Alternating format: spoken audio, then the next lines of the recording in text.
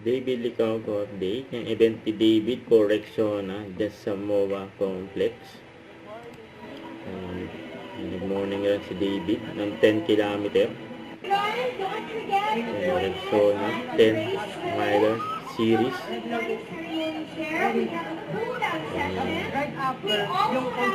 Model ng Rexona. David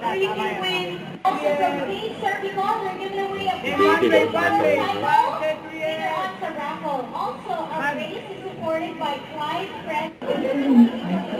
Kaya tumakbo na nag-workout pa nga.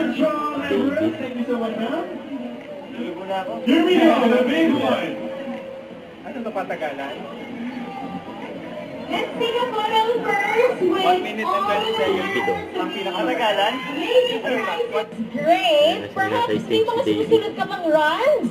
May mga abangan kay Pwede! David. Pwede! Next leg, magkita-kita tayo with David. Gusto niyo ba tumakbo with David? He ran 10K or... yes, willing sila. 5K lang yung tinakbo nila today, pero don't pay nila yan. O 10K tayo next ha? Yan! Invite mo naman Wait, sila. so kailan yung next? The next one, okay.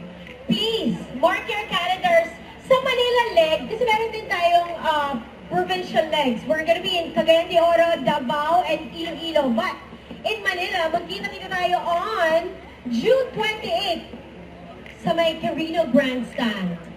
Okay guys, June 28, Carino Grandstand, okay? Lahat tayo pupunta doon. Oh, hindi ba tapos? Ay, di ba? August 16, Quezon City. August 16, Quezon City.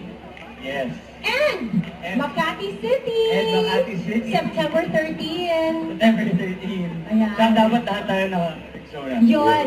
Pero From fresh. also, David, while you're here, invite them also for the Sparkle Run. Yan po. Coach Rio, malapit na yan.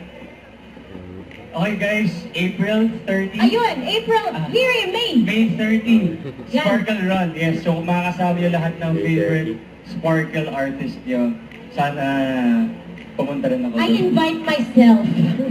Parang ang saya nun. Sparkle Run on May 30 here, of course, in the city of Manila. Maraming salamat, David. Thank you.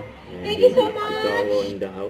Don't forget to subscribe, click the notification bell for more updates. This is featured in Action Live. Stay tuned for more videos. See ya.